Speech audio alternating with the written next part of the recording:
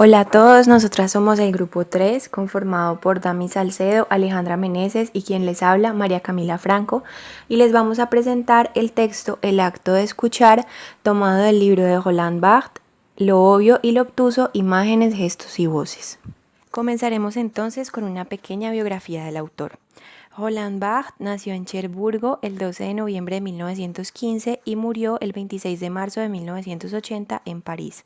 Fue un escritor, filósofo, ensayista, semiólogo y crítico literario, además de director de l'École des Hautes Études en Sciences Sociales y profesor en el Collège de France. Fue uno de los primeros referentes del estructuralismo en Francia. Entre sus obras más destacadas podemos encontrar Mitologías de 1957, El imperio de los signos de 1970, Fragmentos de un discurso amoroso de 1977 y al texto al que nos referiremos el día de hoy, Lo obvio y lo obtuso, imágenes, gestos y voces de 1982. La tesis que el autor desarrolla en el texto es que oír y escuchar son cosas distintas. Escuchar implica un trabajo mucho más importante en el que intervienen diferentes estímulos, actores y un ejercicio tanto de transferencia como de análisis. La intención del autor es instruir y explicar al lector acerca de la complejidad y multiplicidad del acto de escuchar. Los conceptos claves que podemos encontrar en el texto son índices, desciframiento de símbolos y códigos, signos, secreto, códigos, apropiación del espacio y tiempo y por último, reconstrucción de la historia del sujeto a través de la palabra. Estos conceptos serán definidos y explicados a lo largo de la presentación. Para sustentar su tesis, el autor se basa en el hecho de que existen tres principales tipos de escucha. En el primero, el ser vivo orienta su escucha hacia los índices. En esta etapa, en nada se diferencian el hombre y el animal. Un ejemplo de esto es el lobo que escucha que su presa se acerca, así como el niño escucha que los pasos de su madre se acercan igualmente.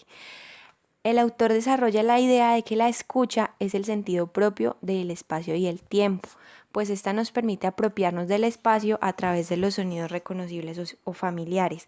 Nos permite, como él lo dice, establecer una sinfonía familiar con todos los sonidos que nosotros escuchamos a nuestro alrededor y así podernos situar en el espacio y en el tiempo. Es precisamente por eso que al escuchar podemos reconocernos en el espacio, es decir, conocerlo y estar atento a las amenazas como las sorpresas, los posibles peligros o a las oportunidades, que son las cosas buenas a las que queremos poner atención porque representan un beneficio personal. Esto es lo que el autor conoce como el ejercicio de selección e inteligencia del espacio, en el que nosotros a través de la escucha podemos establecer una especie de mapa del lugar en el que nos encontramos y de los posibles elementos que puedan aparecer dentro de este. Un problema que él menciona y que la verdad es que es algo bastante frecuente en nuestro día a día es el de la polución auditiva, cada vez más polución teniendo en cuenta como todo el ruido del exterior que nos envuelve. Él dice que este ruido y esta polución lesiona nuestros sentidos. Ya no nos permite reconocernos en el espacio porque ya no podemos escuchar qué hay en el espacio, cuáles son los diferentes sonidos que llegan de este y además no nos permite escuchar a los otros, por lo que tanto no nos permite comunicarnos. La polución auditiva representa un grave problema. Un ejemplo de esto, bueno, no solamente de esto, pero todo lo que he mencionado es que cuando nosotros nos sentamos a ver una película, sea de terror o de suspenso, realmente la imagen no es lo que nos asusta, es muchas veces el sonido en sí. Esto es lo que nos hace estar alertas, lo que nos despierta algo adentro, porque la imagen muchas veces se queda muy corta. Esto que mencionaba podemos verlo claramente en esta escena de la película Psycho de Alfred Hitchcock de 1960. En ella vemos como una mujer maneja un carro, simplemente. Son varios minutos de ella manejando. No hay ninguna imagen visual que a nosotros nos alerte sobre algo.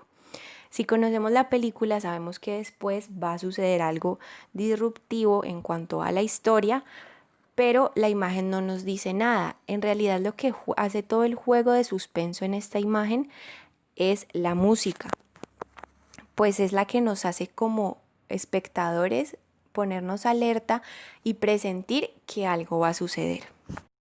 La segunda escucha se centra en los desciframientos de los signos. pero para poder realizar el desciframiento es necesario el ritmo, ya que gracias a este la escucha deja de ser vigilancia y se convierte en la creación e identificación de signos, los cuales son un vaivén entre lo marcado y lo no marcado. Por ende, sin ritmo no hay lenguaje posible. Un ejemplo de este es el niño freudiano. El niño remeda la ausencia y presencia de su madre con un juego que consiste en arrojar y recoger un carrete atado a un cordel. De esta manera está creando símbolos y ritmo. Al niño vigilar y escuchar los ruidos que podrían anunciar la vuelta de su madre, está mostrando la primera escucha, la de los índices.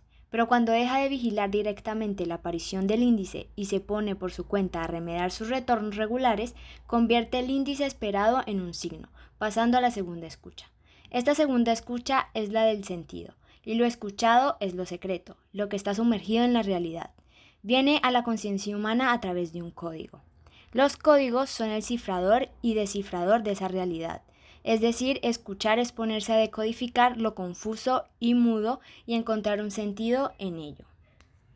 Cuando estos códigos se interiorizan, es más fácil realizar una escucha. Otro ejemplo es el código Morse. El código Morse es un medio de comunicación basado en la transmisión y recepción de mensajes empleado en sonidos o rayos de luz y un alfabeto alfanumérico compuesto por puntos y rayas. Cada letra o número del código se compone de uno o más puntos o rayas. Las combinaciones de ambas son signos. Esto quiere decir que para poder decodificar el mensaje, es decir, lo secreto, es necesario escuchar los puntos y las rayas, que son los signos. Luego, reconocer qué representan estos signos, código. Esto hace posible entender el mensaje. Como se explicó anteriormente, esta segunda escucha se centra en decodificar los códigos con el fin de encontrar sentido al secreto. La orden de esta escucha es la interpelación total de un individuo hacia otro. Es decir, se sitúa por encima del contacto casi físico de ambos individuos, contacto de la voz y la oreja. Un ejemplo de esto es el teléfono. El teléfono reúne a dos interlocutores. Es un instrumento que anula todos los sentidos menos el oído. Pero ahora, con la aparición de los aparatos móviles, es decir, celulares, vemos que esta interpelación entre los individuos ya no solo es de escuchar y hablar, es decir, las notas de voz y llamadas, sino que requiere de lo visual y escrito, que serían las videollamadas y los chats. La última forma de escucha que nos menciona el autor es la que se desarrolla en el inconsciente. Es la transferencia que hay del inconsciente del que escucha al del que es escuchado y viceversa. Todo esto basándose en una mirada psicoanalítica y la relación que hay entre analista y analizado. Primero, nos habla de que el analista debe procurar tener una atención flotante. Esto quiere decir evitar grabar en su memoria de manera más simple, debe escuchar sin preocuparse de saber si va a retener algo o no, dejando funcionar de la manera más libre su propia actividad inconsciente. Después, el autor nos habla de la finalidad que posee la escucha psicoanalítica. Al oír el lenguaje que constituye el inconsciente del otro, se puede ayudarlo a reconstruir su historia. Al poner al descubierto este deseo inconsciente, se tiene como finalidad reconocer el deseo del otro. Por ende, no se puede tratar al analizado como un objeto científico que se ve desde afuera. Bueno, teniendo en cuenta que las tres somos estudiantes de sociología, nos parece muy importante y sobre todo muy interesante estudiar cómo se relacionan lo mencionado por Barthes en el texto con la sociología. Entonces encontramos que en primer lugar, escuchar nos permite comunicar. Ahí retomamos una de las ideas del autor y es que la comunicación no puede ser llevada a cabo sin la escucha. Este es el 50% del ejercicio de comunicar. Entonces, haciendo referencia un poco a Goffman, podemos ver la comunicación como vía de creación de la cultura, de la personalidad y de las sociedades. Realmente, si no nos comunicamos, es imposible para Goffman llegar a construir una cultura y una sociedad. Otra de las ideas muy importantes del texto es que escuchar el espacio es apropiarse de él. Llevándolo un poco a la vida social, podemos ver que gracias a esta relación de la persona con el espacio se crea realmente un vínculo en el que existe apego, se moldea la identidad tanto de la persona como la del lugar, se crean diferentes prácticas sociales y culturales que van totalmente ligadas a este espacio. Por eso es muy importante como devolvernos un poco a lo que dice el autor acerca de conocer el espacio, de podernos situar en él, pues en este caso gracias a la escucha. La sociología parte del análisis de los vínculos que se presentan en la sociedad. Estos se deben en gran parte a la comunicación entre individuos. Podemos decir que no es posible analizar un sistema social excluyendo la comunicación que lo permea. Dentro de la comunicación podemos identificar unos puntos centrales: el emisor, el mensaje y el receptor. Como lo dice el autor, la comunicación va más allá de un intercambio de palabras y el escuchar es más que una recopilación de datos. Debemos oír el lenguaje que constituye el inconsciente del otro. Solo así podemos reconstruir su historia. Eso es algo que se debe tener en cuenta en nuestra disciplina.